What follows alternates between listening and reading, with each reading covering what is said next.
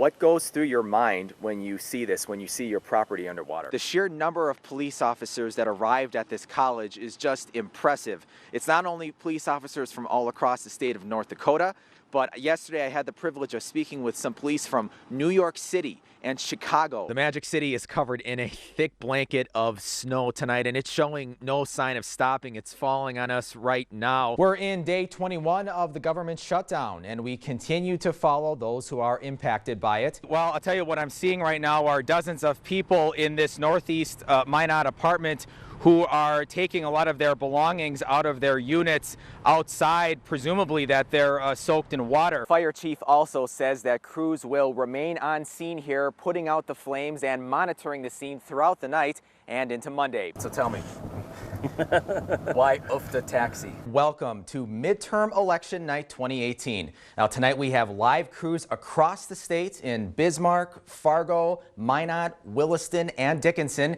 bringing you coverage of everything election related. This is Joe Skurzewski with NBC North Dakota News. I'm joined with my colleague and teammate here, Andrew Horn. Governor Doug Burgum just wrapped up his 2019 State of the State address. No lavish hotels for the crew at the Fur Trader Rendezvous. Everyone who is here for the state fair works, cooks, and eats on the grounds the entire time. They even sleep in teepees such as this one.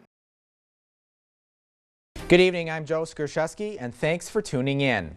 Yesterday, we broke the news that a petition to audit the school board in Belcourt had made its way all the way to state officials in Bismarck.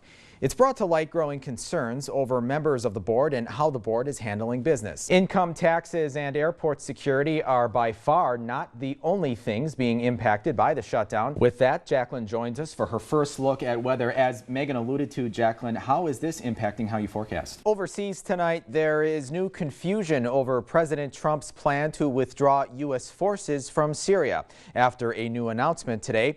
NBC's Richard Engel, who's spent time with U.S. troops in Syria, has the latest. All right, Daniela and Andrew, thank you. Now on the other side of the state in West Fargo at the Doubletree Hotel is Megan Hoffman and Jack Springate. Guys, how are the Democrats feeling about their chances tonight? Weather delays, but can't stop the trip of a lifetime. We're talking about an honor flight where veterans from Wisconsin got the chance to travel to our nation's capital. Thank you to all of our viewers for joining us this morning for this historic speech at Minot State University. I'm privileged to be joined by Marcy Bollinger with KFYR. Marcy, let's talk about the lineup today. Robert Roode campaigned heavy on rural issues in Ward County. He leads that race right now with 38% of the vote. Voters approved medical marijuana in 2016. At the end of 2018, patients were still waiting for product. A big question is how much usable product will people be able to have? All right, Charlie, do you love North Dakota? Oh, I do. I really do. It's really growing on me. Yeah, well, get this. Someone started one of those online petitions to merge North and South Dakota into one big state. If you're looking for some post-holiday entertainment this weekend, the Mouse River Players in Minot may just have the ticket. The theater group is putting on its rendition of Fox on the Fairway. It's an uproarious story of a country club owner who tries to win a bet with his arch enemy by enlisting a naive young man to compete in a golf tournament. And with that, our meteorologist Jacqueline Ayer joins us. It's so nice, Jacqueline, to see people be able to enjoy the downtown and the nice temps. Today, Judge Stacy Lauser explained why she was sentencing Cynthia to life in prison. Here's our coverage from today's events in court. He's a good man. He's a good husband. He would never do anything that would hurt his kids. I stand by him. That was Cynthia Wilder in December of 2016 after a jury convicted her husband, Richie Wilder Jr., of murdering his ex-wife Angela the previous year. Flash forward to the present, and Cynthia herself is headed to prison. Minot District Judge Stacy Lauser went well above the state's recommendation in ordering a life imprisonment for Cynthia for her role in Angela's death.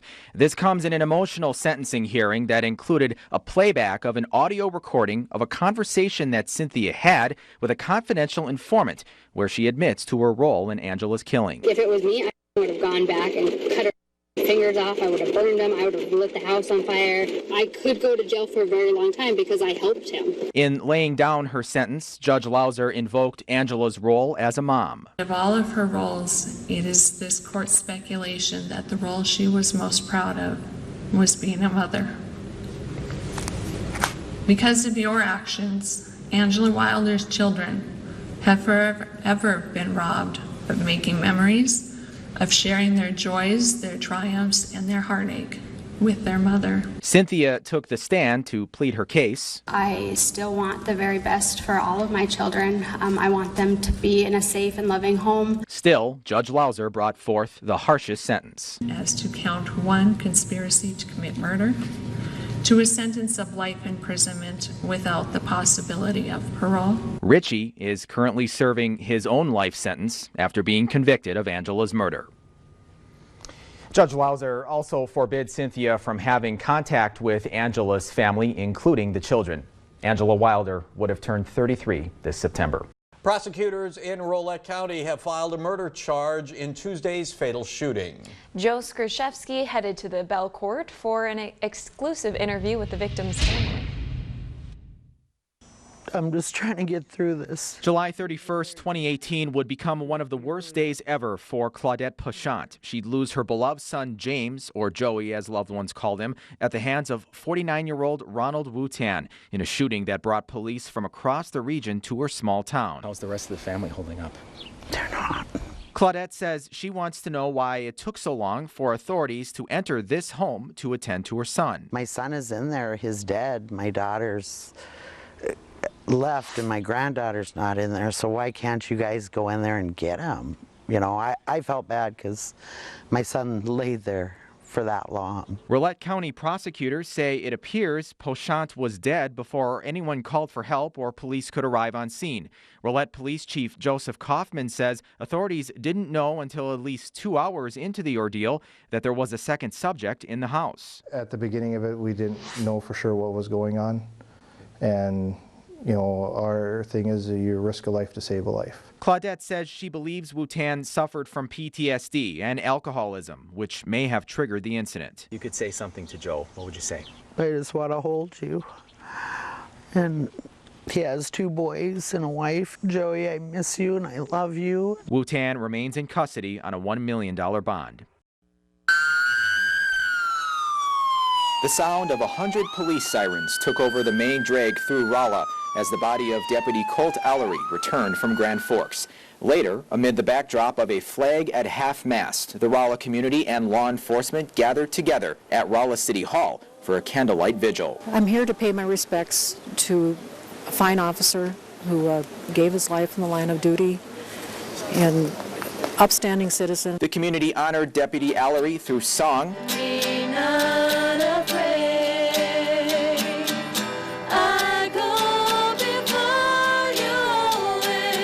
and traditional Native American chants and drums.